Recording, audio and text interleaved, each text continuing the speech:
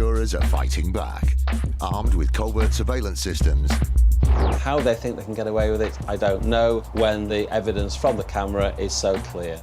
Sophisticated data analysis techniques. This is connected to a bank account and a second mobile phone number.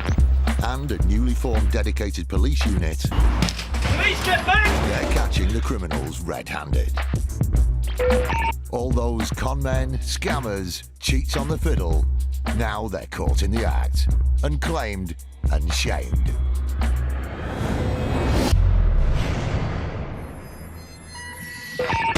Today, a whiplash claimant with an outlandish story.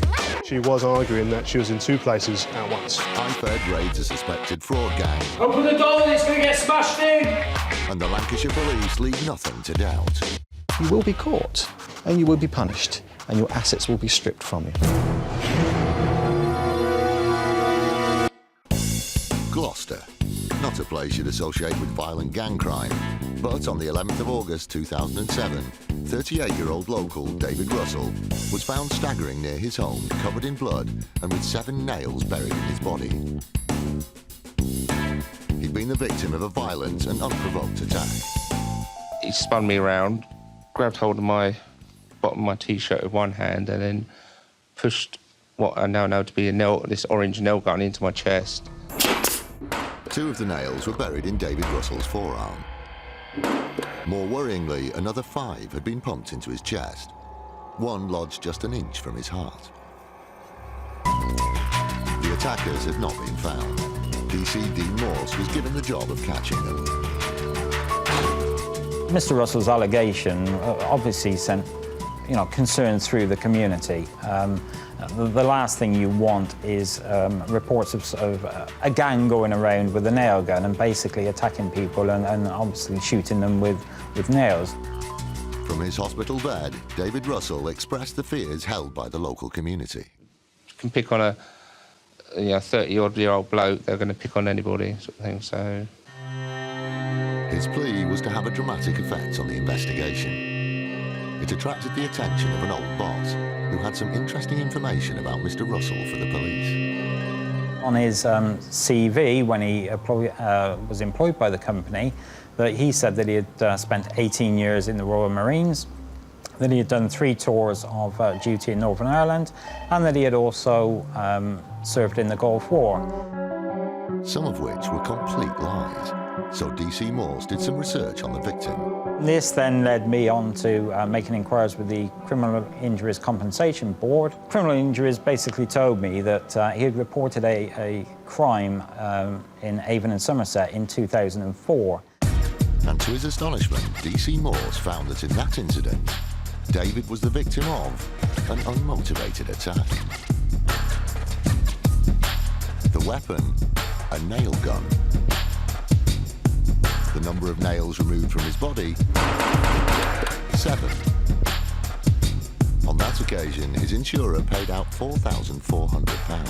When you suddenly have a previous allegation, exactly the same number of nails, with a method of doing it, basically, that is exactly the same, you know that you've got somebody there who is either the unluckiest man in Britain or is a consummate liar. We went to arrest Mr. Russell, and he broke down fairly quickly in an interview and fully admitted that he had made up both the stories in Gloucester and down in Bristol. David Russell appeared at Gloucester Crown Court. Pleading guilty, he was sentenced to 2.5 years imprisonment for perverting the course of justice. He was very remorseful as to his actions, and he has fully regretted what's taken place. The IFB sends out a warning to repeat offenders. We now have all the tools at our disposal to be able to investigate and prosecute. And a bus company faces a stubborn fraudster. She, at great expense of the public purse, decided that she was going to plead not guilty. In the fight against the growing problem of insurance fraud, an elite police squad have come together to form IFED, the Insurance Fraud Enforcement Department. Insurance fraudsters are hurting us in our pockets. That's not right. IFED have been set up to combat that problem, and we will do so by making arrests all over the country. This dedicated team works tirelessly to bang up the crooks and con men, getting rich off other people's money. Police, get back! If you commit insurance fraud, there's every chance that IFED are going to come knocking on your door and bringing you to justice. Police, don't move, stay where you are! By April 2012, after only 6 months of operating, it had already busted 80 fraudsters, adding up to £12 million of fraud under investigation. Insurance fraud is seen at the moment as an easy touch. IFED are setting out to stop that and make these organised crime groups think again. It's 5:40 a.m. and IFED is executing a multi-location raid on the members of a suspected fraudulent accident management company. These types of bogus outfits work by taking your car and making it look as though it's been in a crash with a second vehicle. They will then pay you to take responsibility for the bogus crash, leaving them to make a large claim for the damage to the second vehicle against your insurance company. IFED has one team preparing to raid a place of business and another at a residential address. Right. The team suspects that inside this flat lives a member who may have been involved in the fraudulent activity. Open the door, it's going to get smashed in! Good lad. Your safety in mind at the moment, so we do some searching in this plan. Just going to place some handcuffs on you, okay? Just put your hand out for me, it's fun. Assisting IFED on the raid is the Tactical Aid Unit. Having gained entry to the flat, DS Mark Forster briefs them on the case. He's introduced various people to this accident management company, provided names, addresses for claimants, basically. Yeah. So any documentation in relation to names, addresses, written on scrap bits of paper. We know that the accidents that have been fraudulently submitted to the insurance companies involve high-value vehicles, and a lot of money is being made by credit hire. In other words, replacement vehicles, some of which they're charging the insurance companies £300 a day for, and these are vehicles that they've had for up to 18 months. Lovely job. Even before the team starts the search for fraudulent documents, they come across some cannabis. Is that just all paraphernalia in there? Yeah, it is, yeah. Is that... No, but they're going to bag up and take with them then. Oh, they found? Caution, yeah. Well, what small amount is it? Yeah, well, an eighth, something. IFED came here for evidence of fraudulent activity. In one of the bedrooms, a significant find is made. Number of SIM cards here. Somewhere up to, I don't know, about a dozen or so SIM cards, another 3 there. Well, as I say, it's a common theme for criminals to use more than one mobile phone and certainly more than one sort of SIM card. It sort of assists to cover their tracks, etc., assists with their criminality, and basically it makes it a lot more difficult for us to detect who they're contacting, who's contacting them, etc. DS Forster is called back to the lounge by one of his officers, tasked with analysing paperwork. Suffered a fall from a ladder in 2005, sustained a heel fracture. He had an MRI in 2007, revealed protrusion. He probably just keeps trying to claim, doesn't he? And he's got appeals with... It's documentation that relates to a personal injury claim. We're just looking to see whether it may form part of a personal injury claim that may be fraudulent, or whether it is a legitimate claim.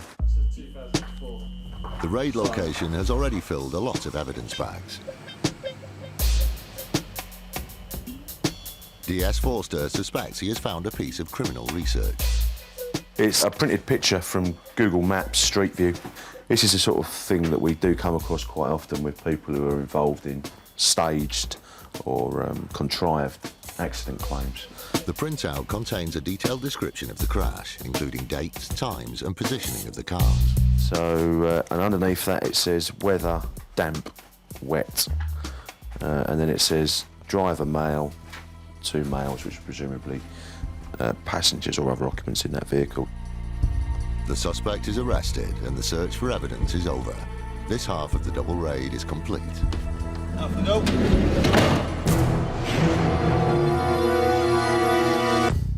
The second IFED team executes the next phase of the raid. You're under arrest, suspicion of conspiracy to defraud.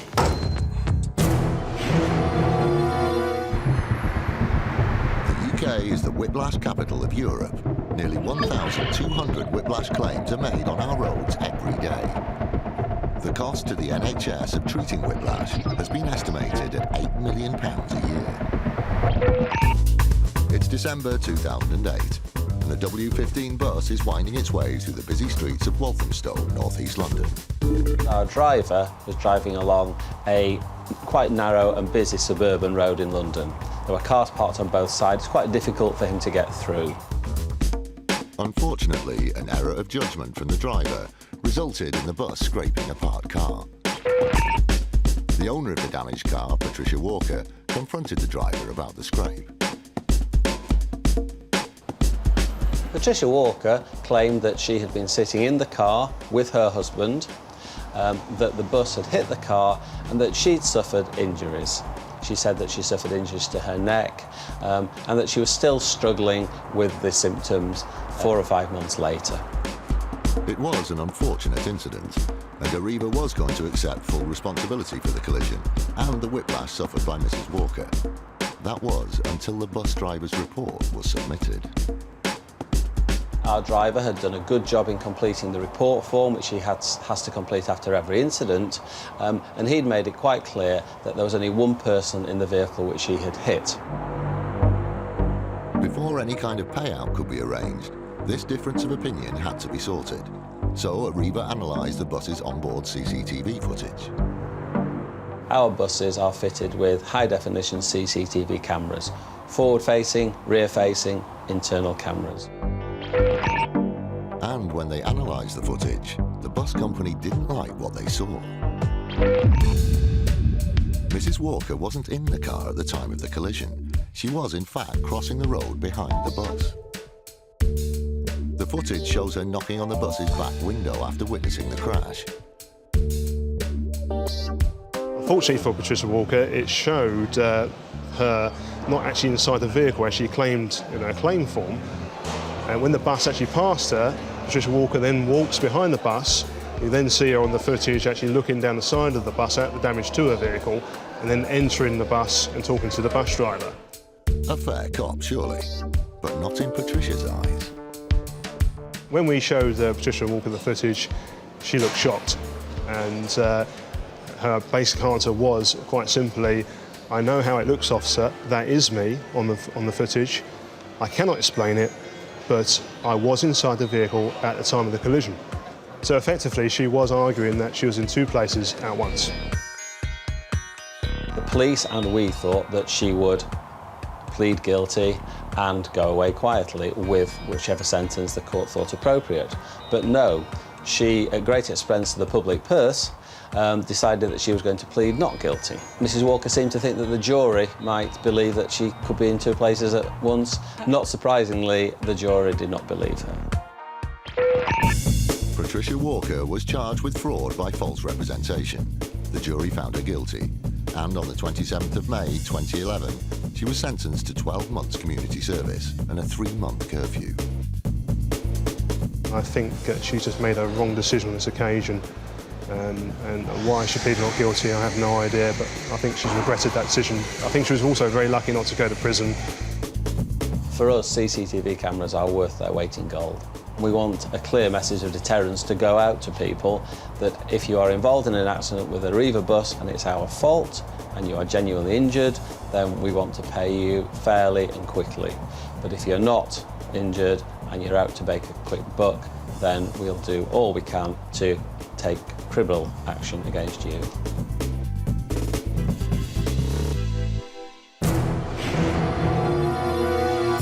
Meet Munsif Dad and his two sons Amir and Nadeem. It's November 2005, and they've just submitted a £1,430 claim for repairs to the storm-damaged roof of a terraced property they own in their hometown of Nelson, Lancashire. That same month, the Dad family has also submitted a second claim for storm damage to the roof of a second property they own nearby. The Dads received payouts from the insurance company for both claims. 7 months later, in June 2006, in what seems to be an incredible stroke of bad luck, one of the houses again suffers storm damage to the roof. As before, the Dads submit a claim for the damage and wait for the money to come in. But 1 170 miles away in London, something was happening that would stop the dads from receiving a penny from their insurers. The formation of the Insurance Fraud Bureau, the IFB. The IFB was set up to combat organised insurance crime in the UK. By persuading a previously secretive insurance industry to share information, the IFB has become a very powerful weapon in the fight against insurance fraud. The IFB had barely reached its first birthday when they were approached by an insurer with suspicions about a number of claims coming from the small town of Nelson. Among them were the dads' claims for storm-damaged roofs. The insurer first became suspicious with the claims in Operation Flash because a number of the cases were close to policy inceptions and the circumstances of the claims were remarkably similar from one to another. In order to learn more about Mr. Dad, the IFB put his details through their specialist software. The software has access to information from nearly every insurer in the country. Armed with just the name and address of a single policyholder, the software can create a map of that individual's insurance agreements. It's a very quick process. I could start by showing you what a genuine person in our system might look like. The average policyholder would have a simple map with just a few connections, raising no suspicion from the IFB. Here's an example of one of the properties in Operation Flash. This property in the middle was an address that was owned by Amir Dad. In less than 2 years, he submitted 9 claims, and each of these icons highlighted in red represents a claim against one of the insurance companies that we worked with. The software indicated that Mr. Dad was suspiciously well insured, so the IFB took the case back up to Lancashire to get extra help. Leading the investigation for the Lancashire Police was DI Dave Groombridge. He and his team recognised a pattern in the claims being made by the dads. I think the offenders in this case were clever in keeping their individual claims down to a minimum, so it was volume claims which netted a huge amount of money collectively rather than just 1 or 2 small big claims. DI Dave Groombridge and his team unearthed a total of £104,000 worth of claims made by the dads. The Lancashire team also discovered the dads had not restricted their scamming to just home insurance. There was a number of claims which were quite outlandish, principally dogs that didn't exist, never had existed. After 2 or 3 premium payments, these dogs were miraculously lost or stolen. There was also large amounts of jewellery, apparently stolen in burglaries, which indeed later turned up in the possession of the claimants. Complete false claim. After 2 years of investigating, the IFB and Lancashire Police had collected indisputable evidence of fraudulent activity by the dads. The most astonishing information being the schedule of works carried out on the dads' 2 properties. 2004, storm-damaged roof at house number 1. September 2005, rear wall damaged by vehicle at house number 2. October 2005, wall damaged at house number 1. November 2005, roof damaged at house number 1 and 2. March 2006, wall damaged at house 1. April 2006, roof damaged at house 1. May 2006, wall damaged at house 1. June 2006, wall damaged at house 1 and 2. June 2006, roof damaged at house 2. The Lancashire Police were ready to strike. The main conspirators, the main people behind this scam, were arrested in September 2009 by Lancashire Police. They executed warrants at a number of addresses, supported by staff from the IFB. A judge at Preston Crown Court called it a clever and determined fraud. Mr. Munsif Dad was handed a suspended 9-month prison sentence. His sons Nadeem and Amir were each in prison for 15 months. I think their criminal activities dominated their lives, and the vast majority of the trappings of their wealth had come about through their criminal behaviour. We pay increased insurance premiums to cover the losses incurred by the companies through this sort of fraud. But times are changing, and the police are prepared to work with other agencies, and collectively we will pursue these people and be under no misapprehension. You will be caught, and you will be punished, and your assets will be stripped from you.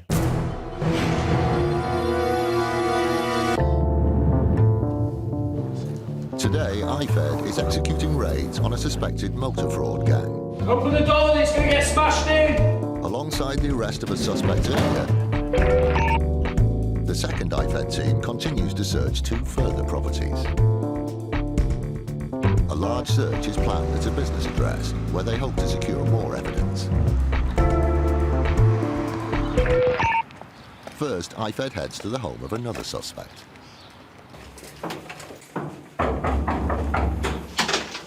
From the City of London police. We're from the police. Yeah? Yeah. Can we come in, please? Yeah, of course, yeah. You're under arrest, okay, on suspicion of conspiracy to defraud. For what? You don't have to say anything, but it may harm your defence if you do not mention or question something which you later on in court. Anything you do say may be given in evidence. Do you understand? Yeah. Yeah. The suspect works for the accident management company, and they believe is involved in the alleged fraudulent activity there. DC Declan Mallow searches the flat for evidence of fraud. Shouldn't be too long. Once you finish searching, we'll then take you to the custody suite, and then at some point later on today, you'll be interviewed. This is the lady's main bedroom. The other bedroom's been searched and nothing's been found, so this is the last room to do in the flat.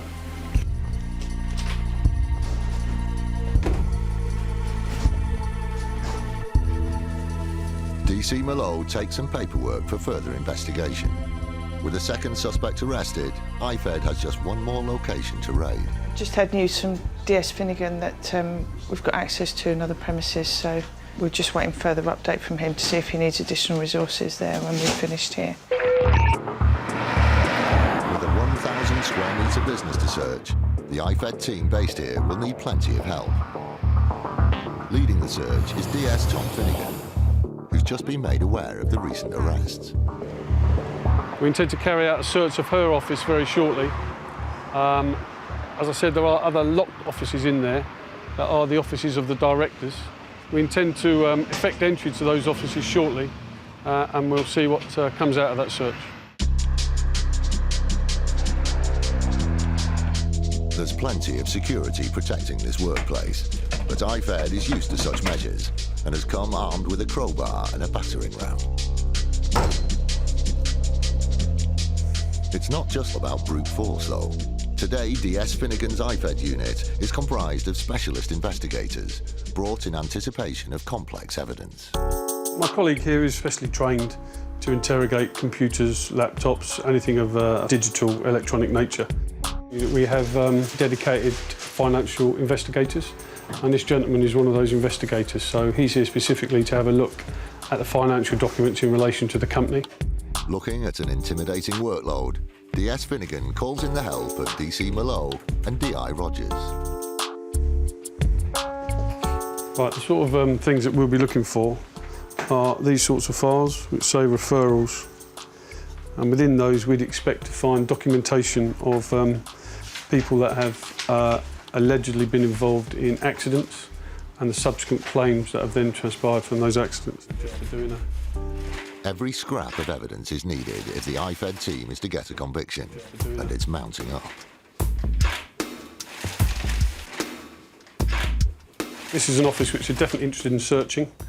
We'd expect to see whiteboards on the wall, sort of indicating the work that they're currently involved in, and we would think that these are the names likely of people involved in staged accidents that haven't occurred. The financial investigator makes a discovery. What he's gone through so far, we can see large sums of money going through their business account, which might be all legitimate, but at this stage it's certainly of interest to us. DS Finnegan's IT specialist is extracting large amounts of potential evidence from the computers. What my colleague's doing at this time is taking an image, a forensic image of that server, which we can use at a later date, examine it for any evidence that might be on it, and obviously then it can be prepared as an exhibit for the case. Okay. in, IFED spends over 50 man-hours extracting, deciphering and bagging evidence on site. It's been a successful raid. IFED has enough evidence to fill a van, making DS Finnegan a happy man.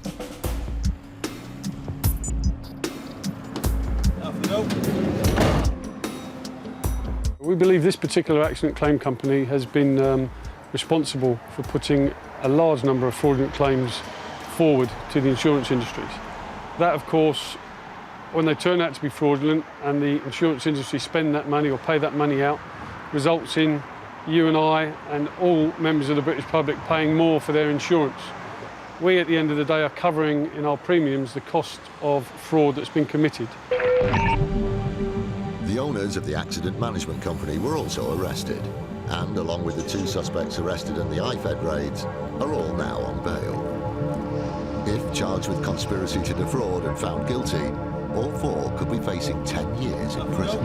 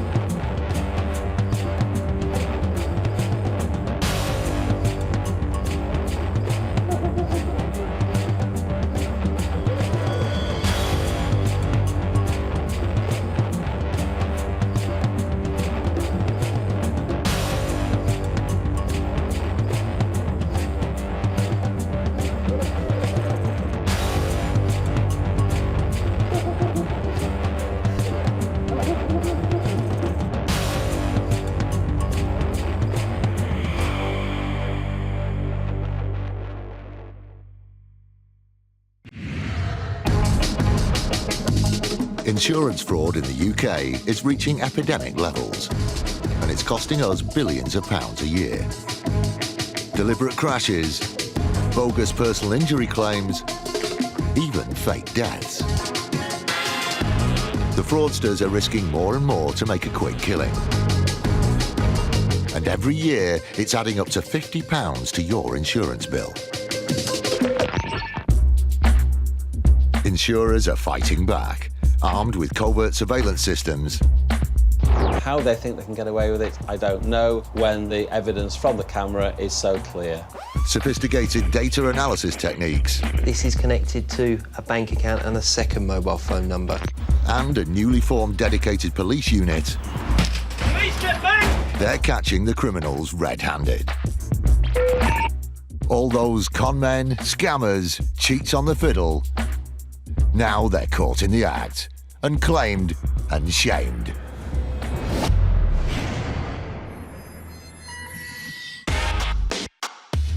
Today, a fire investigation team searches for clues amongst the ashes. Mr. Ross's factory was totally destroyed. The Met Police execute a raid on a small business.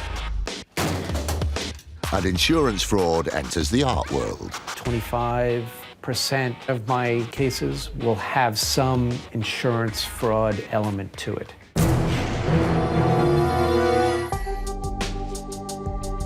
It's just after 9 p.m. on the 19th of August 2009. A massive fire has engulfed a carpet warehouse at the Knowsley Industrial Park, Liverpool. Fire service. Oh, hi, listen, I'm just working late. My warehouse is on fire, and all outside's on fire. Well, on the night the call came in, it was about 9:05 in the evening. A fire was reported by a treble 9 call. It's literally... sorry. Are you okay? Initially, the Merseyside Fire Department dispatched 2 fire engines to deal with the blaze. On arrival, Fire Officer Miles Platt knew they would need more help. I got called to the incident as it was developing. I quickly assessed the scene. I realised that this was a significant blaze. It was a warm summer's evening, there was a strong wind blowing, and this intense fire was spread over a large geographical area. And very quickly I realised that we'd need to get a lot of assets down there on the ground to actually deal with this incident and ultimately extinguish it. The Merseyside Fire Department arrives to find warehouse owner Elliot Ross watching his business go up in flames. There was a wide impact, so the significant blaze, there was real fear of that spreading to the adjacent properties, and the amount of water and resources that we got over a fairly long period of time actually to contain that blaze. The fire was so intense, 6 other businesses on the estate had their buildings damaged by the blaze. It took 12 fire engines to tame the flames. You've actually got pallets and machinery that's on fire. You've got vehicles in another geographical location which are on fire. We had to shut down roads to access water supplies, to make the public safe. The destruction to the carpet warehouse was so extensive, business owner Elliot Ross would need to file an insurance claim of £200,000 to cover the damage. The Merseyside Fire Department knew that the fire had started in 3 places. This is very unlikely to occur without human intervention. Someone had deliberately tried to destroy Mr. Elliott's warehouse. It's a massive operation, and this was a large protracted incident as a result of somebody's setting fire deliberately. It had become an arson investigation. The case was handed to a brand new team named Flare. Set up in June 2009, Flare is a joint police and fire brigade unit tasked with investigating cases of commercial arson. The team investigating this arson was headed up by Fire Marshal Mark Schuler and DC Karen Nixon. Mark and I attended the fire the following morning. There was still a lot of fire appliances there tending the fire. There was a huge damage. A number of businesses were affected. One was partly destroyed. Mr. Ross's factory was totally destroyed. So it was a scene of devastation, really. The Flare unit discovered the fire had been started by 3 disposable barbecues. These barbecues became the starting point for their investigation. There were 2 of those placed in the pallet yard, which was the adjoining business, and then there was 1 left on the windowsill of Mr. Ross's warehouse. 2 of the barbecues had been destroyed by the fire, but the one left on the windowsill was only half burnt. This barbecue became crucial to the investigation. Now that barbecue had been stacked with a number of items which were extremely significant and of great value to our investigation, and they included a whole toilet roll, a couple of newspapers, and a piece of cardboard which subsequently was found to be the wrapping of a pair of gloves. We were able to take those very small fragments and be able to backtrack them and source where they'd come from. The half-burnt toilet roll from the barbecue was sent to a forensic team. Its composition was compared against 44 other types of toilet roll. The results were very interesting. The burnt toilet paper exactly matched rolls stored at the warehouse. The toilet roll that was recovered in the barbecue at the seat of fire was identical to the toilet rolls that Mr. Elliot Ross had in his premises, and nobody else had those, so it was a very strong link. This revealed that the fire was started by someone who had access to the warehouse. Warehouse owner Elliot Ross was now on the shortlist of suspects. To narrow the list, Flare turned its attention to another item in the half-burnt barbecue. Amongst the disposable barbecue at that location, there was a small fragment of cardboard. We found out that that was actually part of a packaging for a protective glove. The card had come from a box of latex gloves. Crucially, the piece of card had a web address on it, that of the manufacturer. The Flare unit contacted the glove makers. They were able to tell us that the glove packaging was theirs and that they made them for a well-known large supermarket chain. Significantly for us, that particular packaging had only been available from May of that year, so there was only 43 sales of those gloves in the Merseyside area. But it actually gave us 1 purchase of gloves. That was the night before the arson attack, and it was actually at a large supermarket which was near to where Mr. Ross lived. From just fragments of evidence, the Flare unit had found a prime suspect. Warehouse owner Elliot Ross. But they would need much more conclusive evidence to prove their suspicions. Technology was to provide the next breakthrough. The Flare unit was granted access to information about Mr. Ross's mobile phone.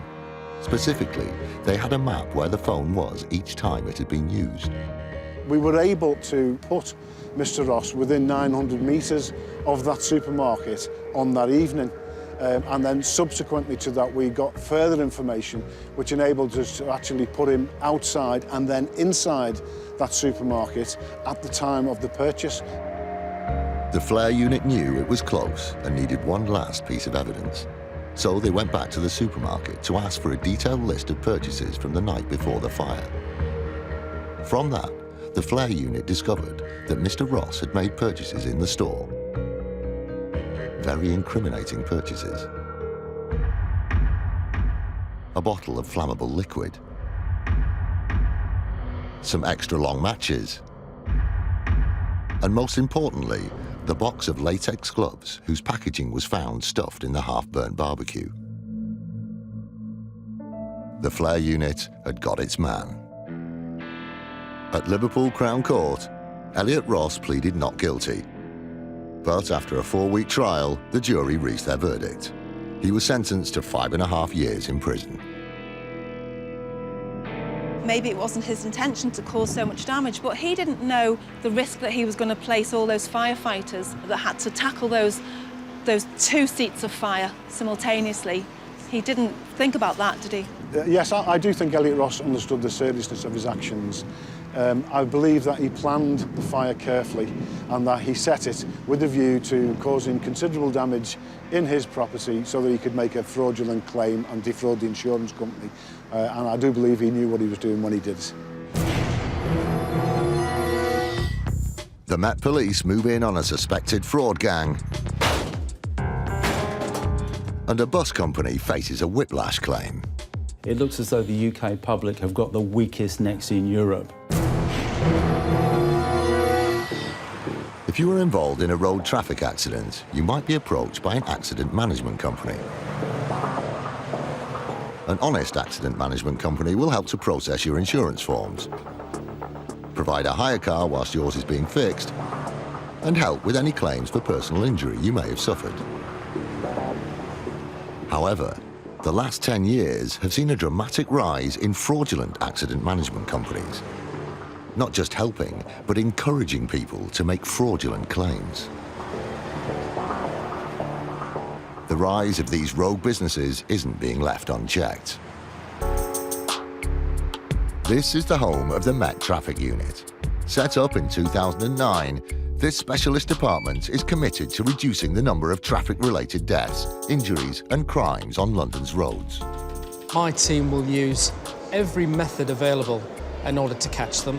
Overt tactics, covert tactics, the helicopter, any tactic that we can think of, we will use to catch these people. One of their missions is to eradicate fraudulent accident management companies.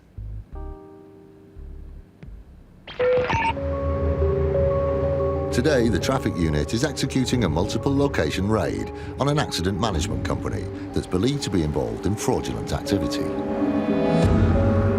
We're hoping to execute a search warrant and arrest a director of an accident management company that we believe, or certainly suspect, has been involved in arranging induced collisions. And of course, part of today will be to obtain the evidence to support our suspicions. We've certainly been investigating them for some 8 to 9 months now. So we're quite happy that they're involved in criminality. The small business being raided is suspected to be orchestrating induced collisions, also known as crash for cash. Crash for cash is a term given to collisions executed in order to make money from motor insurance policies. And it's big business. There are an estimated 30,000 crash for cash incidents per year on Britain's roads, valued at least £350 million, adding an average of £44 to your motor insurance bill every year. Also from the Met Traffic Unit is DC E-Stick. I'll have one uniform with me going in. Yeah. When the bill works. Mr. Please, can you open up, please? There's no sign of the suspect. If he's in, he's not opening the door. I don't think there's anyone in. We've got a warrant, so we're going to have a look inside it. We're going to get the enforcer round to try and do the door, because we've got 2 locks on. That lock's on and that lock's on, so I think it's going to be a bit of a struggle for us to open it now. A local unit is called to batter the door down.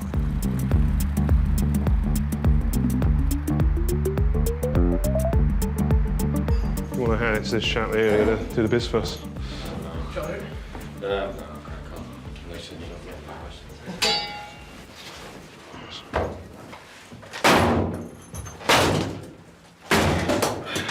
Right, well done, mate. It's all clear, there isn't everybody in? We've come to the address. The man we were looking for is not present, but we've forced entry because we've got a search warrant, and we're just in the process of searching the premises for any evidence relating to what we're investigating. The traffic unit starts the search for evidence of fraud. We're really looking for documentary evidence. We're looking for anything in relation to claims. Surveillance documents and mobile phones. Very soon, the team accumulates what they came for. We found quite a lot of documents, a lot of banking documents, and a lot of documents in relation to accidents, even accidents that the actual person's had, who actually owns a flat or lives in the flat. And we found a lot of SIM cards in there as well. So I'm interested to know what that's regarding. Perhaps he's selling them on, or perhaps that's part of a larger conspiracy. DI Hindmarsh leaves the raid location. He heads off to oversee the search of the HQ of the accident claims company. The Met Traffic Unit continues its search for evidence. We've got 2 vehicles that we believe have been used in this particular crime. We're going to seize them. Your car insurance doesn't just cover the cost of vehicle repair. It will also pay your medical bills if you suffer an injury whilst driving. The most common injury sustained in a motor vehicle incident is whiplash. The most common form of whiplash injury that I see in my surgery results from a rear shunt car accident where the head gets forcibly thrown backwards and then forwards. That causes the muscles and the ligaments about the neck and the shoulder to stretch more than normal, and that causes pain and inflammation. Despite improvements in car safety features, in the UK, whiplash claims are at an all-time high. Around about 76% of all bodily injury claims that we receive are for whiplash claims. Insurers are paying out nearly £2 billion a year to the claimants. The cost to the NHS of treating whiplash has been estimated at £8 million a year. It looks as though the UK public have got the weakest necks in Europe. It's the 7th of February 2008, and the Route 9 bus is navigating the busy roads of Luton. Partway through its journey, it's obstructed by a badly parked car. The driver makes a mistake. He was confronted by a Golf which was parked at a very strange, awkward angle, so he had to slow right down and wait for approaching traffic to go by before he could try and manoeuvre around it.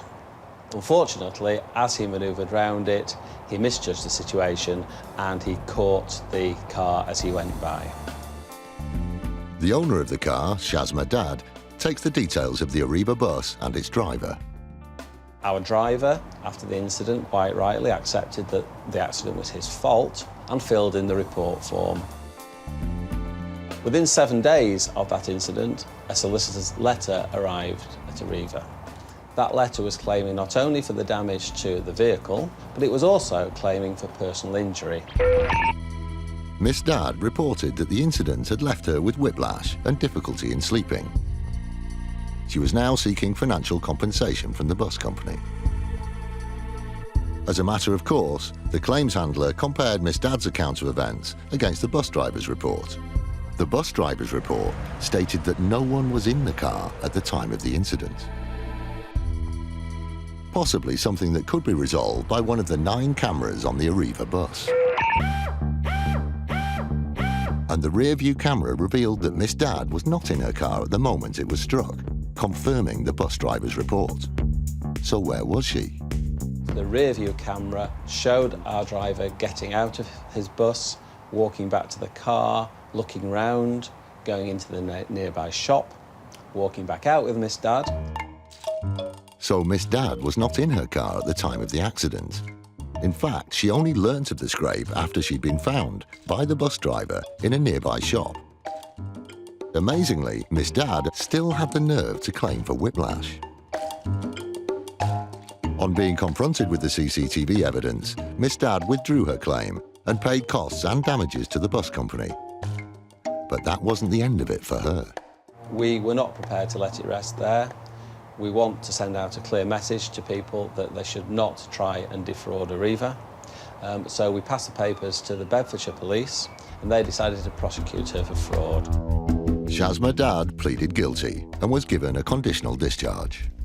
I guess that bus companies are regarded by some people as an easy target, but what I should make clear to them is that bus companies are not easy targets, and in fact we are at the forefront of the fight against fraud.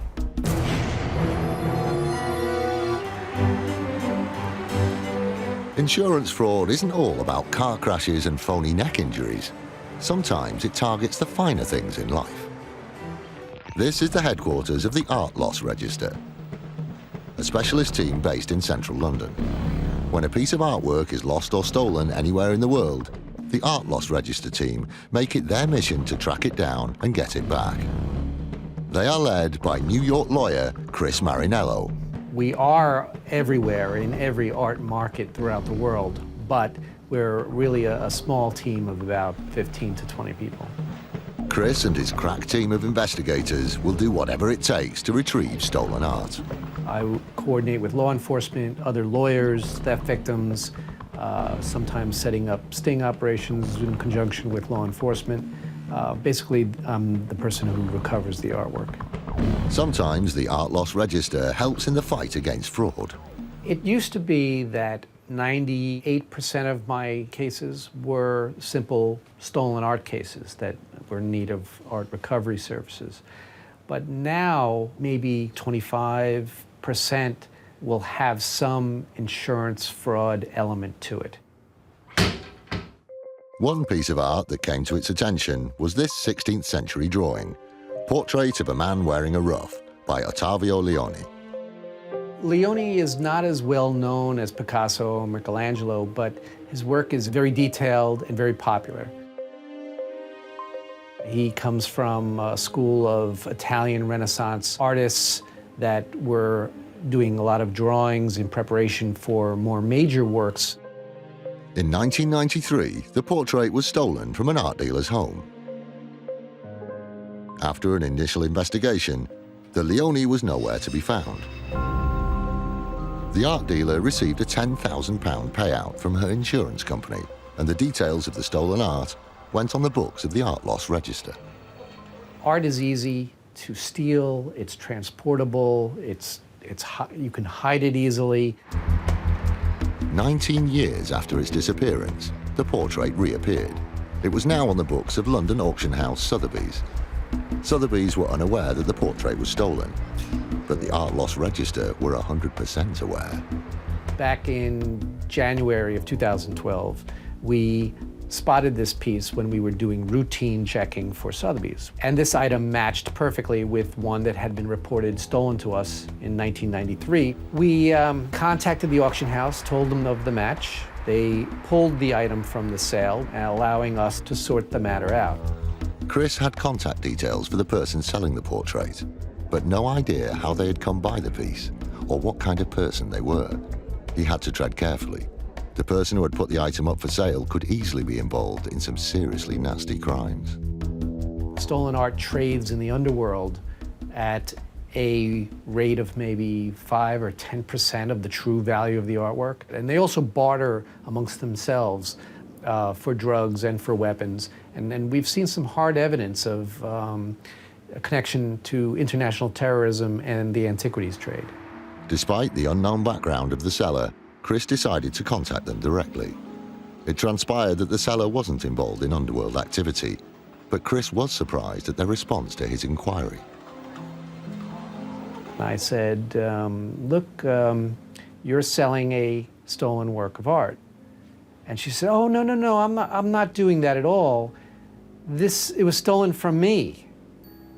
And I said, oh, that's interesting. So you're our theft victim. The woman was both the current seller and the victim of the 1993 theft. This was a major surprise to Chris. He was determined to get to the bottom of where the painting had been for the last 19 years, so he questioned the woman further. I said, well, could you tell me the circumstances of how you recovered it? She said, oh yes, my sister was shopping, found the piece, and then she remembered that it was mine, and she bought it, and then I bought it from her. Having received £10,000 from her insurance company for the loss of the portrait 19 years earlier, the woman could potentially be facing a fraud charge. However, with no proof that it was anything more sinister than a coincidence, Chris had to believe her. Advised by the original insurer, Chris gave the woman two options to avoid criminal proceedings. Keep the painting and reimburse your insurance company, or release your claim to the piece altogether. Despite escaping a criminal prosecution, the seller had a wish of her own. Then she called me and said, do I have to give you the frame? She goes, I paid a lot of money for that frame. And I said, you're just getting by without being charged with insurance fraud, and you're asking me to keep the frame. She goes, you're probably right. Okay, you can have the frame. With the painting recovered and held safely by the Art Loss Register, Chris entered it into an auction at Bonhams. The piece has lost value since the insurance company paid out, which happens. And it's possible that this piece could sell for anywhere between £5,000 and £8,000. As crazy as some of the scenarios that I have seen, that would not surprise me if she showed up and bid on this thing again. Mr. Please, can you open up, please? Today, officers from the Met Police Traffic Unit are raiding an accident management company suspected of fraud. They've completed a search for evidence at a suspect's flat. DI Hindmarsh has driven to a second location to continue the operation. I'm outside the accident management company now. At the premises, DI Hindmarsh is joined by a small team of Met Police officers. They have a member of staff from the company with them. He is under arrest. So are they scanned onto the computer? Yeah, so really then, most of what is in there is scanned on and it's on the computer, yeah? Okay. The search begins. Nearly everything in the office is placed in evidence bags. Of great interest to the traffic unit is a large quantity of cash found in one of the filing cabinets. Basically, we're going to end up seizing the majority of this office. DI Hindmarsh leaves the officers to continue their search as he's needed back at the location of the raided flat. We're just on our way back to the address of the gentleman who wasn't in, because we've got two vehicles that we believe have been used in this particular crime, and as such, we're going to seize them. As a result of the investigation into the accident claims company, 7 people have been arrested and charged with conspiracy to defraud. If found guilty, they could each face lengthy jail terms.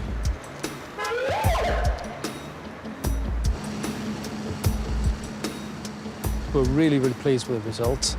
This has been about 8 or 9 months of work to get to the arrest phase. So to get the result that we have, yes, we're really, really pleased.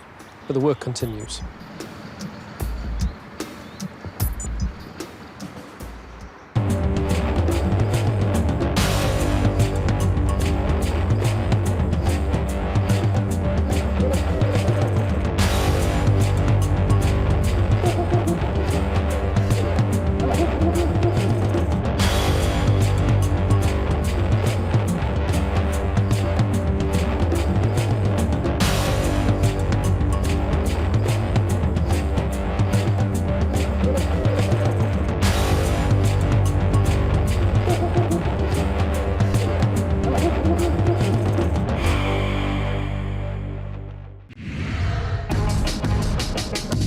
Insurance fraud in the UK is reaching epidemic levels, and it's costing us billions of pounds every year. Deliberate crashes, bogus personal injury claims, even fake deaths. The fraudsters are risking more and more to make a quick killing. And every year, it's adding up to £50 to your insurance bill.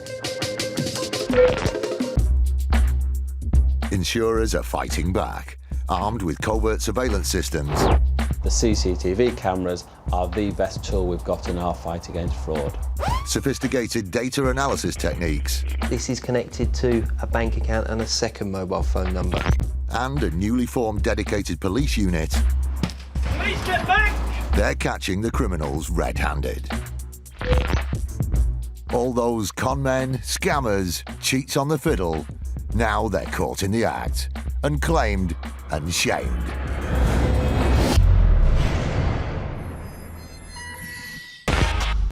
Today, a specialist police fraud unit is on the hunt for fake pet insurance claims. A crash for cash gang pick a big victim. And the infectress, brake, yeah, got it. And an insurer is taken for a ride. This is a guy who claims that he'll never be able to work again and is in pretty well constant pain.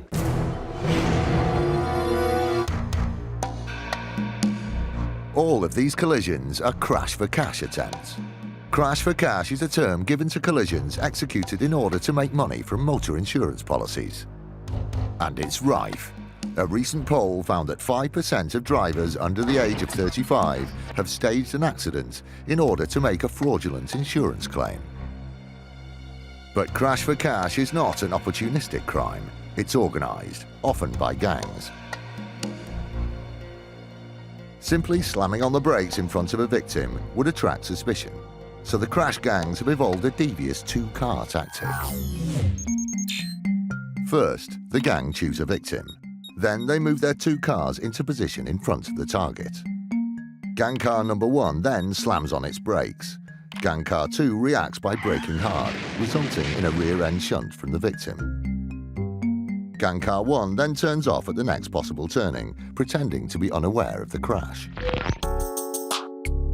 The march of the crash for cash gangs isn't going unchecked. A specialist unit from the Metropolitan Police is determined to remove these fraudsters from our roads. Any tactic that we can think of, we will use to catch these people. One of the unit's most powerful tools is video surveillance. Both vehicles now in the offside lane of 2. It's September 2007. A crash for cash gang is being filmed on the A41. The gang is setting up a grocery van for a smash. Yes, it's the offside lane towards the Mike 25. And the gang didn't randomly pick the grocery van as a victim. They chose it because it's a fleet vehicle. The reason for choosing a fleet vehicle is that they're insured, and that's what they're interested in. They're interested in whoever hits them is insured, so they can maximise their claim and not be worried about being run into by a non-insured driver. The gang move in on the innocent van driver. Car number 1 is about to slam on its brakes, forcing car 2 to react. Yes, it's the offside lane towards the Mike 25. And the infectress, brake, yeah, got it. Yeah. Car 1, the decoy, has driven off, leaving car 2 to make the claim against the innocent grocer. Yeah, the lorry's now just gone into the back of the Jaguar. And have obtained. We have obtained. We started looking at this organised criminal gang. Asian male 1 now out of the vehicle, and the subject. This smash was one of 3 claims the gang made, totalling £55,000. Thanks to the video evidence, they didn't keep a penny. All 6 were convicted. The main ringleader receiving some 8 months imprisonment, and the remaining 5 2-year suspended sentences. These fraudsters were off the roads, but the Met Traffic Unit is fighting a constant battle against crash for cash gangs. In the autumn of 2009, the unit discovered another crash gang, and once again a fleet vehicle was the target. It involved three lads who decided to basically create a slam-on in front of a vehicle. The blue car ahead is planning to execute a crash for cash manoeuvre. They're not using a decoy car and simply plan to surprise the driver of the fleet vehicle.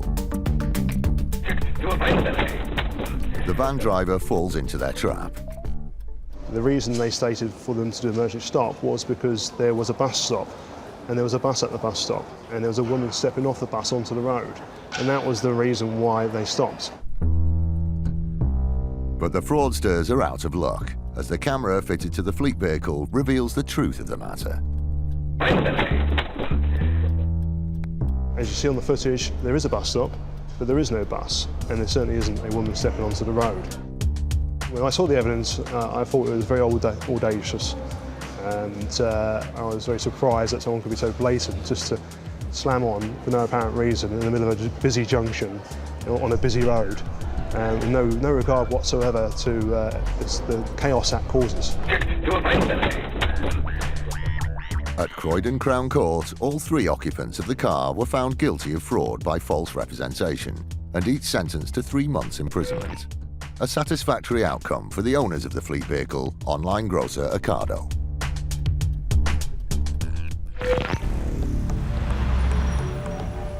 Specifically targeting our drivers is very distressing for them. It feels a bit like being mugged. It also affects their professional pride in the job that they do. Where we believe there's a fraudulent crash, we will pursue it right through the court system. There's no debate about that at all. We'll take it all the way. This sort of crime is probably a growing trend in this country now. If people go to prison, they might think twice about doing it. Brake, brake, brake, yeah. There is absolutely the potential that a staged fraudulent accident can kill someone. There's no doubt about that. It's an accident, and it has all the same dangers as any other road accident.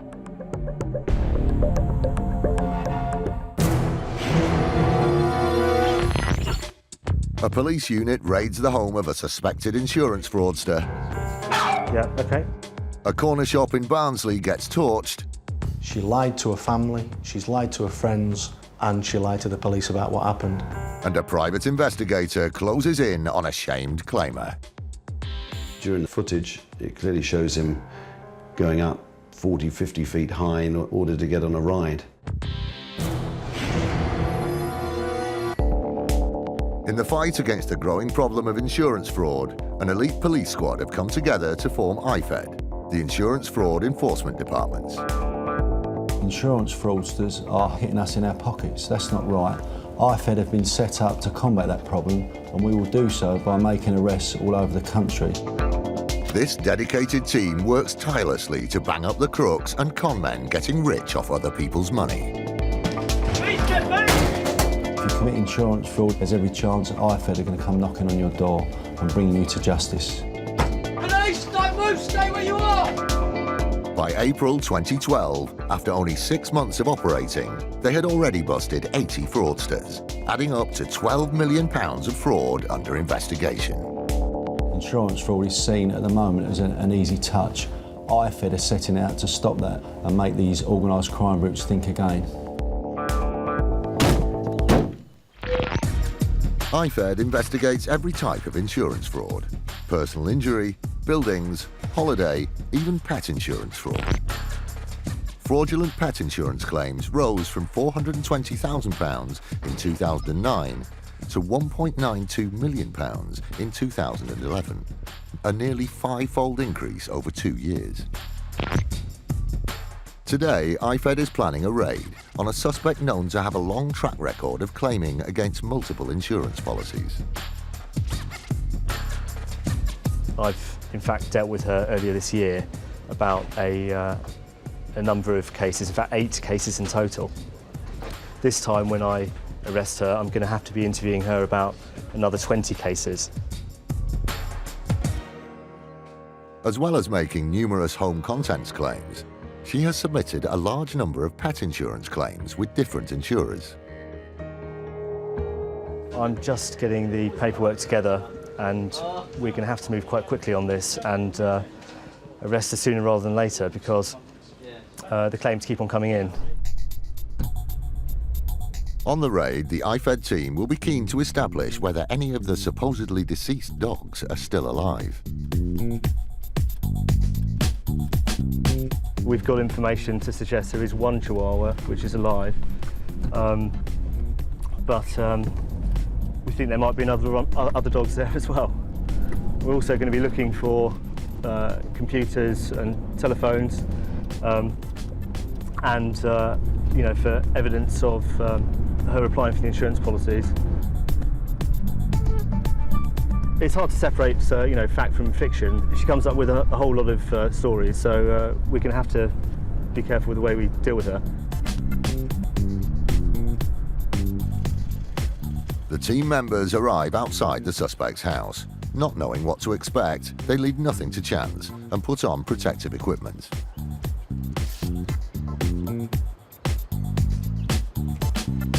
Hello, Alex Cooley. Yeah, we met in January, didn't we? Do you want to take a seat? No, okay. Take a seat and I'll explain.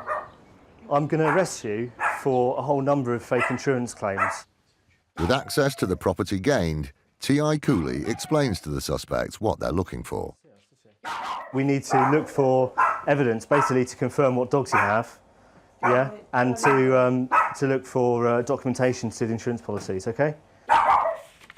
So, how many chihuahuas? I saw one standing up. Staffy type pit bull, so just go easy. He looks like he's ready to jump. Yeah, okay. Give dog legs. To shut that door, I don't intend to search that. We do need to get her to the police station as soon as practical. We're going to have a look and we're going to search the house for evidence relating to the insurance fraud. Before taking the suspect into custody, the IFED team ask her to direct them to any documents relating to insurance. Is there anything here that you can help us with to quicken our search? Any paperwork relating to those insurance claims? What, the claims that's gone on already, or? Anything to do with insurance? Any claims? I had no claims of these. Is that one? Thank you. Can you just place it on there for us? Sorry, yeah. Anything like that? The suspect is compliant. She shows the team where to find the paperwork it has come for. If you just leave that there, we'll make the deals, we won't take it with us. Yeah. Is there anything upstairs in your bedroom? The suspect is taken into custody for further questioning, leaving IFED to search the whole house for evidence of multiple fraudulent pet insurance claims.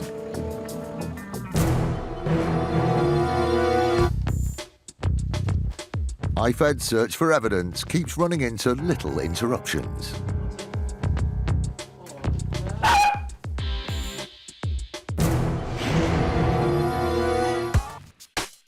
Personal injury insurance exists to help us when, due to an accident, we are unable to work or need money for extra care. And like motor insurance, it's being abused by dishonest claimants. The number of personal injury claims received by insurers leapt 72% between 2002 and 2010, a figure that is set to rise. In 2007, this man was injured at work. The claimant had been operating a burger van. He was mopping up at the end of the day, and somebody had collided with the rear of it, as a result of which he'd sustained damage to both knees. Due to his knee injuries, the burger van owner sought compensation. Stating that he was no longer able to work, he claimed for £425,000 in lost future earnings. On top of that, he made a further claim for adaptations to his property. Shortly after the firm was instructed, we received a request for an interim payment to enable this guy to adapt his house to fit a through lift, a downstairs bathroom and a downstairs toilet, suggesting a very high level of disability indeed. This was an unforeseen expense for the insurer, but before they paid out on any adaptations to the burger van owner's house, some information about the claimant was discovered. Some medical evidence, though, emerged which suggested that he had convictions for fraud and dishonesty, as a result of which they became particularly interested in the possibility that this claim might be one that they should be looking at very hard. The insurer was suspicious of the claimant. They decided to call in the help of a private investigator. Insurers will sometimes commission surveillance when they believe that the injury which is being claimed does not support the level of damages which is beginning to emerge, and that was certainly the case here. The nature of his work means the investigator needs to remain anonymous. We specialise in surveillance as a company, and as a percentage, 75% of the surveillance we carry out is insurance fraud or insurance-related surveillance. Due to an anonymous tip-off, The private investigator was instructed to film the claimant for a whole Sunday. The solicitor was very keen for us to place the claimant under surveillance that particular weekend. So it was one Friday evening that I received a call on my mobile from the solicitor, and we dispatched a surveillance team. You know, it's very short notice for us to get the surveillance team and unit together and deployed out to the claimant's home address. He did come out of the house in the morning, seemed to be loading up and sorting out his car. Well, what unfolded was incredible, really. The claimant was on a day trip to an amusement park. After buying himself a ticket, the private investigator entered the park and set about surveying the claimant. We filmed him as and when it was possible. At the theme park, he was going on rides, and he did have a walking stick with him, but it didn't seem as though he was using it in a weight-bearing capacity. The video evidence showed a man capable of walking without the aid of a stick and comfortably handling a fairground mallet. Later on during the day, you know the strongman hammer, you bang it with a mallet and up it goes and you're trying to hit the bell. He was filmed using one of those. And this is a guy who claims that he'll never be able to work again. He's totally restricted with his mobility and he's in pretty well constant pain. That day, his claim to need a stair lift and downstairs bathroom was also to be dispelled. It's interesting that he claimed that he needed a ground floor bathroom and a stair lift. However, during the footage, it clearly shows him going up 40, 50 feet high in order to get on a ride. The surveillance op filmed the claimant managing a 4-story ascent before shooting down an amusement ride.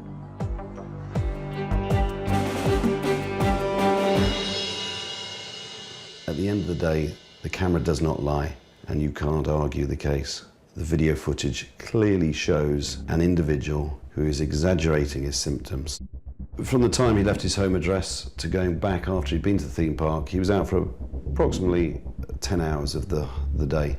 In the face of such overwhelming evidence, the burger van owner had no choice but to accept a vastly reduced payout. The result of all this was that a claim which was originally put at £800,000 settled for a very small fraction of that indeed. In addition to getting his small percentage of what he claimed, there was also a costs order against him.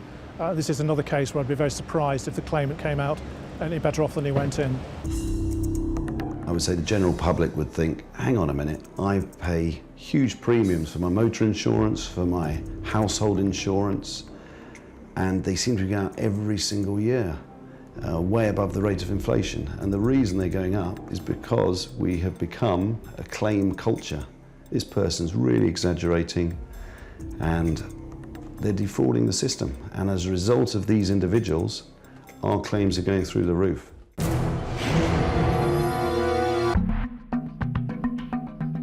Most business premises in the UK are insured against property damage. A sensible measure when you consider that in the UK in 2009, large-scale fire damage costs totalled £865 million. Shockingly, 40% of all fires at commercial premises are subsequently found to have been arson. Meet Sukhjit Kaur. She and her husband used to own D&S Super Save, a corner shop in Barnsley, South Yorkshire. D&S Super Save had been serving the needs of East Barnsley until a terrible event destroyed the family business. It was 3:30 in the morning, the 9th of March 2010, when the police received a call from Mrs. Carr. Mrs. Carr was in a very hysterical state. And she was at a neighbour's address at the time.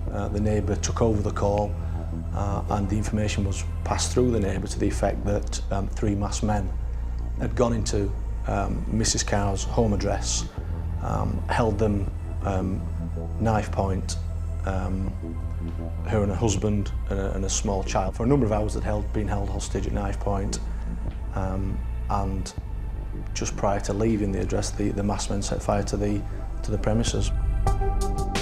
Her husband was also asked about the masked gang.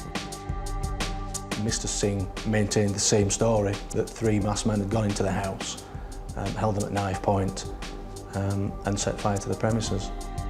Sukhjit and her husband claimed to have been subjected to a frightening attack, lost their livelihood, and nearly killed in their own home.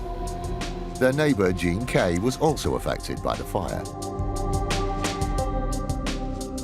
The neighbour was very shook up. It was 3:30 in the morning. She was asleep in bed. She was awoken by the sound of an explosion, which was probably from aerosols within the store. When she woke, the house was smoke-filled. She did suffer from smoke inhalation, and she had to be taken to hospital for treatment. Had she not woke up, it could have been much more serious. Having survived the ordeal, Mrs. Kaur informed her insurer of the event, submitting a claim for £166,000. With this payout, Sukhjit and her husband could rebuild their business. Their insurer began to process their claim, but soon hit a snag. We discovered that she'd taken a policy out one day before the fire. This coincidence raised the suspicion of the insurer, so they looked into the financial state of the couple. It didn't look good. Mrs. Kaur told our loss adjuster that the business had been in financial difficulty for some years. They used to run a post office which went, and for the last 6-7 years they'd had great difficulty in surviving, and she'd borrowed lots of money from a local money lender. She didn't admit to the loss adjuster or to us exactly how much she owed, but we know, having done the background checks in terms of financial status, and this is in the public domain, that she owed up to, or she had CCJs to the value of £150,000. With a business deeply in debt and a potential insurance payout of £166,000, the insurer had good reason to suspect Sukhjit and her husband were involved in the arson. So South Yorkshire Police brought her in for questioning.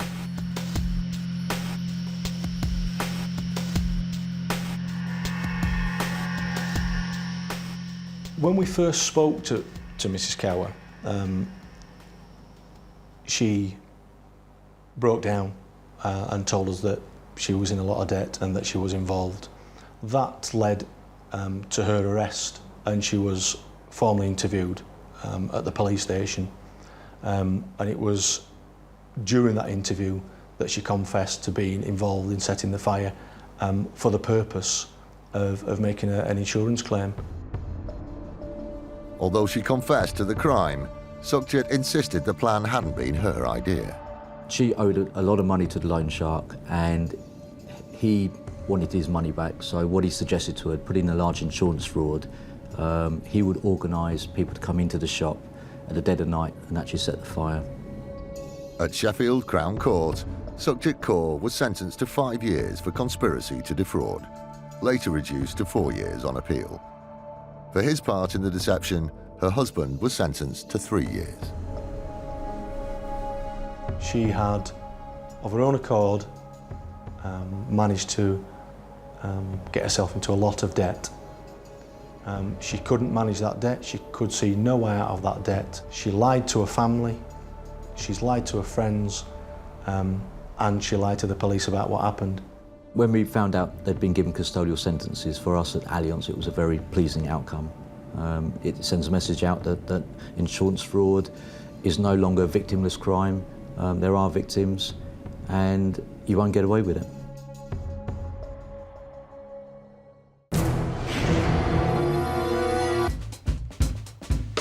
Today, the Insurance Fraud Enforcement Department, IFED, has raided the property of a woman suspected of multiple attempts of pet insurance fraud. She's been taken into custody, leaving the team to search her property for evidence. Her boyfriend has just arrived outside. Oh, the boyfriend's here, right, okay. She's just with a female officer because we're going to be questioning her today in police station. Well, she was dealt with for a number of offences earlier in the year, as you know. Unfortunately, there are offences which have occurred more recently, and some going back over the last couple of years. IFED resumes its search.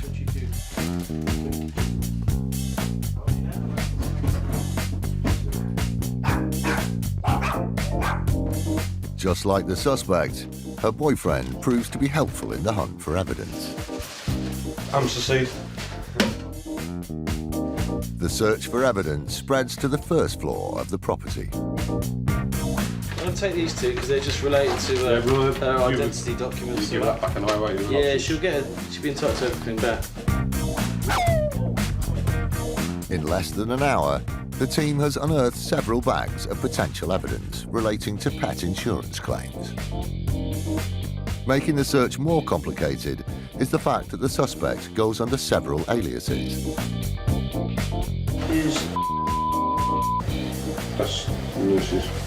Are you Mrs? Yeah. Even after an hour, the team still isn't used to the smaller inhabitants of the house. Oh, look around. Oh, are you?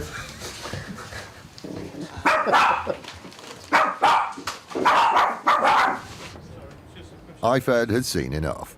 It has a boot full of potential evidence, leaving the team confident of a conviction. It is putting money on everyone's insurance policies because the fraud element is always taken into account by the insurers. So hopefully by arresting the suspect today will make some small contribution towards turning things around so that hopefully one day insurance premiums can start to come down. If convicted of fraud, the suspect could face a punishing fine and a spell in prison.